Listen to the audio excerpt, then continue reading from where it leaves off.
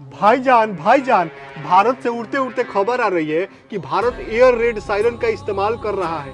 अब इन काफिरों को हमारे जिहादी मिसाइलों के बारे में पहले ही पता चल जाएगा। अब गजनी, गोरी, शाहीन मिसाइल धरी की धरी रह जाएगी भाईजान। या अल्लाह, ये काफिर तो बहुत चालाक निकले, लेकिन कोई बात नहीं, हम भी एयर रेड सायरन का इस्तेमाल करेंगे। हम भी हिंदुस्तान से कम नहीं है। अल्फाक मुला इंशाअल्लाह। आज सुबह सुबह धोए हैं जनाब। अरे धोने को पानी नहीं और बात एयर रेड सायरन की कर रहे हैं। अब हमें हिंदुस्तान के ब्रह्मोस और राफेल से कोई नहीं बचा सकता जनाब। क्यों नहीं बचा सकता? हम भी एयर रेड सायरन का इस्तेमाल करेंगे। कैसे जनाब?